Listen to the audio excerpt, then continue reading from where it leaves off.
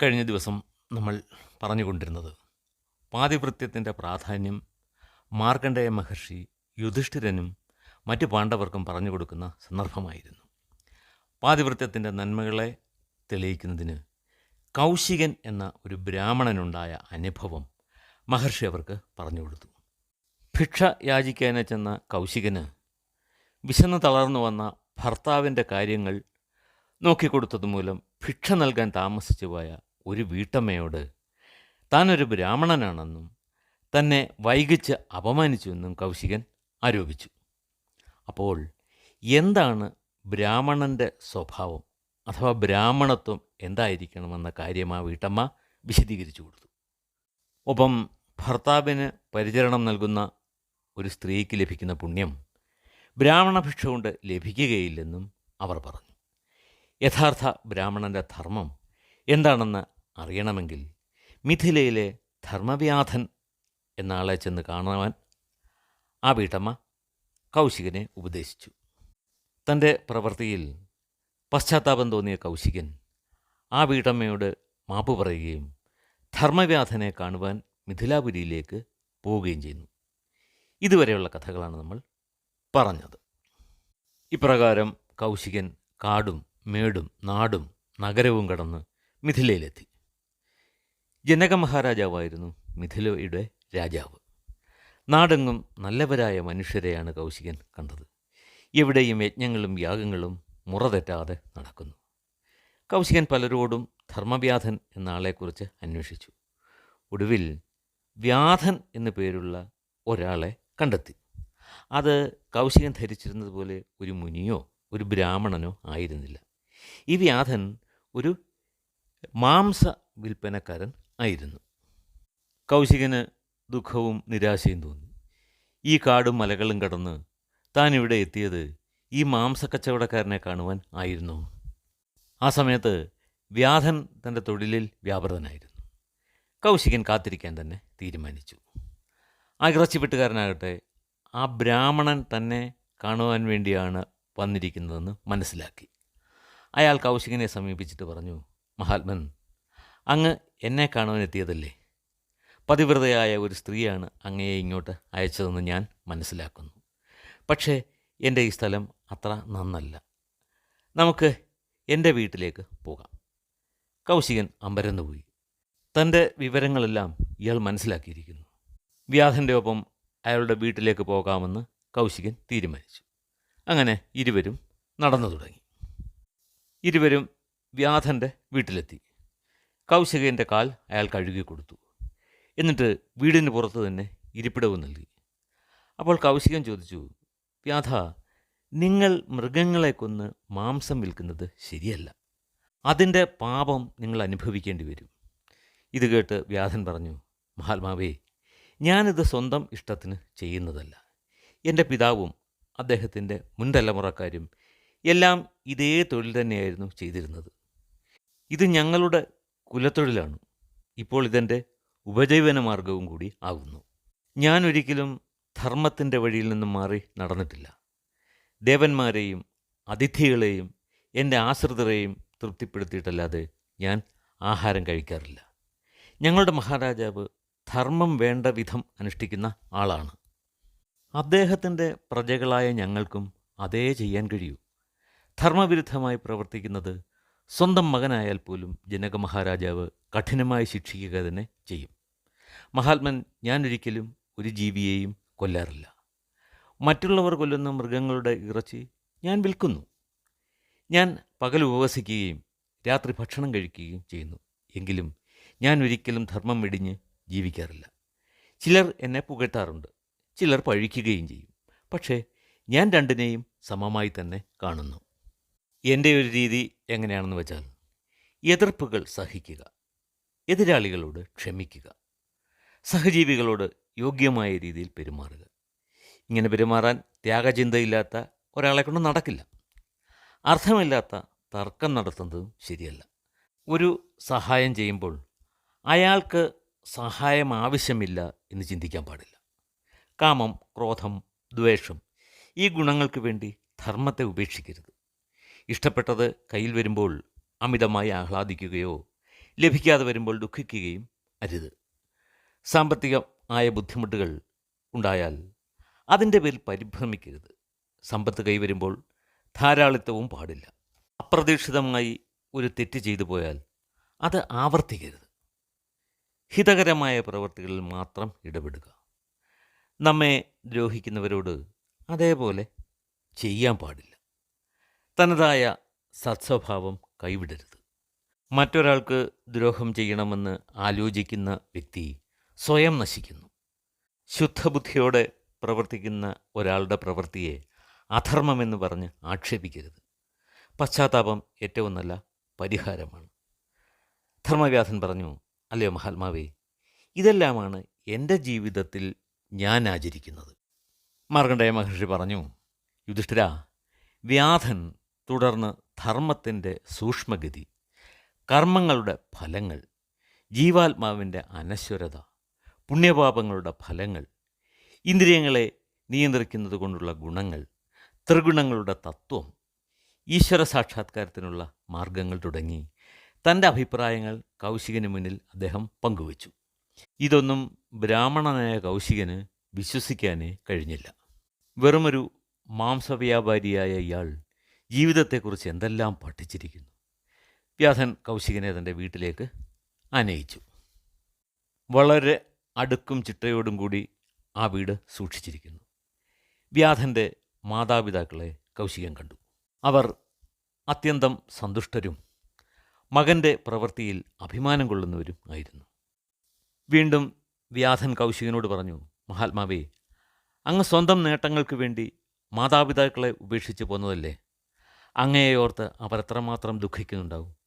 വൃദ്ധരായ ആ മാതാവിനെയും പിതാവിനെയും ഉപേക്ഷിച്ചത് എത്ര വലിയ തെറ്റാണ്. അവരെ സന്തോഷത്തോടെ ജീവിക്കാൻ അനുവദിക്കുകയായിരുന്നു അങ്ങ് ചെയ്യേണ്ടിയിരുന്നത്. മാതാപിതാക്കൾക്ക് സന്തോഷം നൽകാൻ കഴിയാതെ എന്തു തന്നെ നേടിയാലും അതിന് എന്ത് ഫലമാണുള്ളത്? ആ ജീവിതം പോലും വ്യർത്ഥമാണ്. ചെല്ലു, അങ്ങ് അവരെ സന്തോഷിപ്പിക്കൂ. അങ്ങയുടെ ജന്മം സഫലമാകും. ഇതെല്ലാം കേട്ട് കൗശികൻ അത്ഭുതപ്പെട്ടു. അയാൾ വ്യാധനോട് പറഞ്ഞു, മഹാത്മാവേ, അങ്ങയെപ്പോലെ ധർമ്മചാരിയായ ഒരാളെ കണ്ടുമുട്ടാൻ കഴിഞ്ഞത് എൻ്റെ മഹാഭാഗ്യമാണ്. ഞാൻ ഒന്നും നേടിയിട്ടില്ലെന്ന് തിരിച്ചറിയുന്നു. അങ്ങാണ് യഥാർത്ഥ ബ്രഹ്മമറിയുന്നവൻ. അങ്ങയെ വണങ്ങുന്നതിൽ എനിക്ക് യാതൊരു ശങ്കയുമില്ല. അപ്പോൾ വ്യാധൻ കൗശികനെ വണങ്ങിക്കൊണ്ട് പറഞ്ഞു, മഹാത്മൻ, അങ്ങ് മടങ്ങിപ്പോയാലും മംഗളം ഭവിക്കട്ടെ. കൗശികൻ അപ്പോൾ തന്നെ തിരികെ തൻ്റെ വീട്ടിലെത്തി. വാർദ്ധക്യം ബാധിച്ച അദ്ദേഹത്തിൻ്റെ മാതാപിതാക്കളെ ശുശ്രൂഷിച്ചുകൊണ്ട് ദീർഘകാലം ജീവിച്ചു. ധർമ്മവ്യാധൻ്റെ കഥ കേട്ടപ്പോൾ യുധിഷ്ഠിരൻ്റെ മനസ്സിന് വലിയ സന്തോഷം തോന്നി. ശരിയായ ധർമ്മത്തിനനുസരിച്ച് ജീവിക്കുന്ന ഒരാൾ വിചാരിച്ചാൽ ഏതൊരാളെയും നന്മയുടെ വഴിയിൽ നയിക്കാൻ സാധിക്കുമെന്ന് യുധിഷ്ഠിരൻ്റെ മനസ്സിൽ തോന്നി. ഇപ്രകാരം ഒരു ജീവിതം നയിക്കാൻ ആർക്കും കഴിയുന്നതേയുള്ളൂ. മാതാപിതാക്കളെ ശുശ്രൂഷിച്ച് അവരുടെ മനസ്സിന് സന്തോഷം നൽകി ജീവിക്കുന്ന ധർമ്മവ്യാധനും സ്വന്തം സുഖത്തിനു വേണ്ടി മാതാപിതാക്കളെ ഉപേക്ഷിച്ച കൗശികനും ധർമ്മത്തിൻ്റെ രണ്ടറ്റങ്ങളിൽ നിലകൊള്ളുന്നു. സജ്ജന സംസർഗം ഒരാളിലെ നന്മയെ പുറത്തു കൊണ്ടുവരുന്നു എന്നതിൻ്റെ ഏറ്റവും വലിയ ഉദാഹരണമാണ് ഈ രണ്ടുപേരുടെയും ജീവിതം മുന്നോട്ട് വയ്ക്കുന്ന ഗുണപാഠം. ഇക്കഥ കേട്ടുകഴിഞ്ഞപ്പോൾ മഹാദേവപുത്രനായ സുബ്രഹ്മണ്യൻ്റെ ജനനകഥ കേൾക്കണമെന്ന് യുധിഷ്ഠിരൻ ആഗ്രഹിച്ചു. അദ്ദേഹം മാർക്കണ്ഡേയനോട് ചോദിച്ചു, മഹർഷി, പരമശിവൻ്റെ പുത്രനായ കാർത്തികേയൻ അഗ്നിദേവൻ്റെ അംശമാണെന്ന് കേൾക്കുന്നു. ആ കഥ അറിയുവാൻ ആഗ്രഹമുണ്ട്. മാർക്കണ്ഡേയൻ പറഞ്ഞു, പണ്ട് ദേവന്മാരും അസുരന്മാരും നിരന്തരം യുദ്ധത്തിൽ ഏർപ്പെട്ടിരുന്നു. ഘോരരൂപികളും അതിശക്തരുമായിരുന്ന അസുരന്മാർക്കായിരുന്നു കൂടുതൽ തവണ ജയിക്കാൻ കഴിഞ്ഞത്. ഈ അവസ്ഥ ദേവേന്ദ്രനെ വളരെയേറെ വിഷമിപ്പിച്ചു. മിക്കപ്പോഴും തൻ്റെ ആൾക്കാർ തോൽക്കുക തന്നെയാണ്. ഈ അവസ്ഥയ്ക്ക് ഒരവസാനമുണ്ടാകണം. അതിലേക്ക് ശക്തനായ ഒരു സേനാനായകൻ തന്നെ വേണം. ഇങ്ങനെ ചിന്തിച്ചുകൊണ്ട് ഇന്ദ്രൻ മാനസപർവ്വതത്തിൽ ഇരിക്കുകയായിരുന്നു. അപ്പോൾ എവിടെ നിന്നോ ഒരു സ്ത്രീയുടെ കരച്ചിൽ കേട്ടു. രക്ഷിക്കണേ, രക്ഷിക്കണേ എന്ന് ഉച്ചത്തിൽ നിലവിളിക്കുകയായിരുന്നു. ശബ്ദം കേട്ട ഭാഗത്തേക്ക് ഇന്ദ്രൻ എത്തിച്ചേർന്നു. അവിടെ ഒരു കന്യക ഭയപ്പെട്ടിരിക്കുന്നത് അദ്ദേഹം കണ്ടു. ഇന്ദ്രൻ അവളോട്, നീ ഭയപ്പെടേണ്ട, ഞാൻ നിന്നെ രക്ഷിക്കാമെന്ന് പറഞ്ഞു. എന്നിട്ട് തിരിഞ്ഞു നോക്കുമ്പോൾ ഭീകരരൂപിയായ കേശി എന്ന അസുരൻ ഗദയും വേണ്ടിക്കൊണ്ട് നിൽക്കുന്നതാണ് ഇന്ദ്രദേവൻ കണ്ടത്. ഇന്ദ്രൻ കേശിയോട് പറഞ്ഞു, ഹേ അസുര, ഞാൻ വജ്രായുധപാണിയായ ദേവേന്ദ്രനാണ്. ഇത് കേട്ട് അലറി ചിരിച്ചുകൊണ്ട് കേശി പറഞ്ഞു, എടോ ദേവേന്ദ്ര, താൻ ഈ കന്യകയെ വിട്ടേക്ക്. അവൾ എനിക്കുള്ളതാണ്. അവളെ ഉപേക്ഷിച്ചെങ്കിലേ തനിക്കിനി അമരാവതിയിലേക്ക് തിരികെ പോകാൻ കഴിയൂ. ഇങ്ങനെ പറഞ്ഞുകൊണ്ട് കേശി ഗദ കൊണ്ട് ഇന്ദ്രനെ അടിച്ചു. ഇന്ദ്രൻ വജ്രായുധം കൊണ്ട് തടഞ്ഞു. വജ്രായുധമേറ്റ് ഗദ തകർന്നുപോയി. അപ്പോൾ കേശി പർവ്വതത്തിൻ്റെ ഒരു ശിഖരം പിഴുതെടുത്ത് ഇന്ദ്രനെ എറിഞ്ഞു. വജ്രായുധമേറ്റ ആ ശിഖരം പല കഷണങ്ങളായി ചിതറിത്തെറിച്ചു. അതിലൊരു കഷ്ണം കേശിയുടെ മേൽ പതിച്ച് അയാൾക്ക് മാരകമായി മുറിവേറ്റു. കേശി ആ പെൺകുട്ടിയെ ഉപേക്ഷിച്ച് ഓടിമറഞ്ഞു. ഇന്ദ്രൻ കന്യകയോട് ചോദിച്ചു, സുന്ദരി, നീ ആരാണ്? എങ്ങനെ ഈ അസുരൻ്റെ കയ്യിൽപ്പെട്ടു? ആരാണ് നിൻ്റെ പിതാവ്? അവൾ പറഞ്ഞു, ഇന്ദ്രദേവ, ഞാൻ പ്രജാപതിയുടെ മകളായ ദേവസേനയാണ്. എൻ്റെ സഹോദരിയാണ് ദൈത്യസേന. ഞങ്ങൾ മിക്കപ്പോഴും ഈ മാനസപർവ്വതത്തിൽ കളിക്കാൻ വരാറുണ്ട്. ഈ അസുരൻ ഒരു ദിവസം എന്നോട് അയാൾക്കൊപ്പം ജീവിക്കുവാൻ ആവശ്യപ്പെട്ടു. എനിക്ക് അയാളെ ഇഷ്ടമല്ലായിരുന്നു.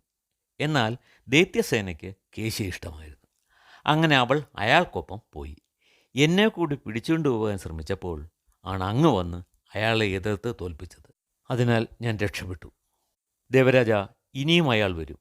അതിനു മുമ്പ് അങ്ങ് നിർദ്ദേശിക്കുന്ന ഏതൊരു വീരനെയും ഞാൻ ഭർത്താവായി സ്വീകരിക്കാം. ദേവേന്ദ്ര പറഞ്ഞു, ദേവസേനെ, ദക്ഷൻ്റെ മകളായ അതിഥിയാണ് എൻ്റെ മാതാവ്. ആ വഴിക്ക് നീ എൻ്റെ സഹോദരിയാണ്. നീ പറഞ്ഞുകൊള്ളൂ, എന്തെല്ലാം ഗുണങ്ങൾ നിന്നെ സ്വീകരിക്കുന്ന ആൾക്ക് ഉണ്ടായിരിക്കണം? ദേവസേന പറഞ്ഞു, എൻ്റെ ഭർത്താവായി വരുന്ന ആൾ ദേവന്മാർ, അസുരന്മാർ, ദൈത്യന്മാർ, യക്ഷകിന്നരന്മാർ തുടങ്ങിയവരെയെല്ലാം നയിക്കാൻ കഴിവുള്ള ആളായിരിക്കണം. അങ്ങയോട് ചേർന്ന് എല്ലാ ജീവികളെയും ജയിക്കാനുള്ള കഴിവ് അയാൾക്കുണ്ടായിരിക്കണം. ഒപ്പം തന്നെ ബ്രഹ്മനിഷ്ഠനും യശസ്വിയും ആയിരിക്കണം. ദേവേന്ദ്രന് വലിയ നിരാശ തോന്നി. തൻ്റെ സഹോദരി സ്ഥാനമുള്ള ഇവൾക്ക് അനുരൂപനായ ഒരുവനെ കണ്ടെത്തുക ദുഷ്കരമാണ്. അതിനാൽ ദേവസേനയെയും കൂട്ടി ഇന്ദ്രൻ ബ്രഹ്മാവിൻ്റെ അടുത്തേക്ക് പോയി.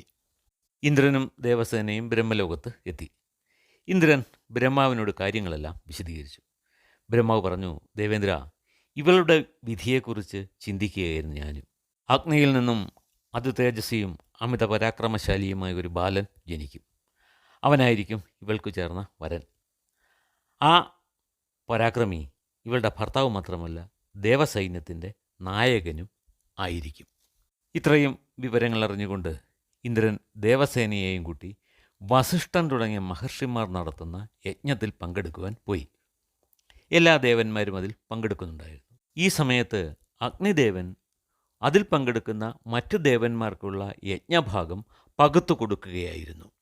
യജ്ഞത്തിൽ പങ്കെടുത്ത മുനിഭഗ്നിമാരെ കണ്ടപ്പോൾ അഗ്നിദേവൻ്റെ മനസ്സ് ചഞ്ചലപ്പെട്ടു. പതിവ്രതമാരായ മുനിഭഗ്നിമാരെ എങ്ങനെ ഈ വിവരം അറിയിക്കാൻ കഴിയുമെന്ന് അഗ്നിദേവൻ ചിന്തിച്ചു. യാതൊരു മാർഗവും കാണാതെ നിരാശനായി അദ്ദേഹം ആത്മഹത്യ ചെയ്യാൻ തീരുമാനിച്ചുകൊണ്ട് അഗ്നി വനത്തിലേക്ക് പോയി. ഈ കാര്യം അഗ്നിദേവൻ്റെ ഭാര്യയായ സ്വാഹ അറിയുന്നുണ്ടായിരുന്നു. അവർ അഗ്നിദേവനെ ആശ്വസിപ്പിക്കുവാൻ തീരുമാനിച്ചു. അദ്ദേഹത്തിൻ്റെ ആഗ്രഹം സാധിക്കുവാൻ സ്വാഹ അങ്കിരസ് എന്ന മഹർഷിയുടെ പത്നിയായ ശിവയുടെ വേഷം ധരിച്ച് അഗ്നിദേവനെ സമീപിച്ചു. അവൾ പറഞ്ഞു, അഗ്നിദേവ, ഞാൻ അങ്കിരസിൻ്റെ പത്നിയായ ശിവയാണ്. അങ്ങേക്ക് കൂട്ടായിരിക്കുവാൻ ഞാൻ ആഗ്രഹിക്കുന്നു. അതിന് കഴിഞ്ഞില്ലെങ്കിൽ ഞാൻ ജീവൻ വെടിയുമെന്ന കാര്യത്തിൽ സംശയമില്ല. അഗ്നിദേവൻ അവരെ സ്നേഹത്തോടെ സ്വീകരിച്ചു. ഈ കഥയുടെ ബാക്കി ഭാഗം നമുക്ക് അടുത്ത ദിവസം കേൾക്കാം.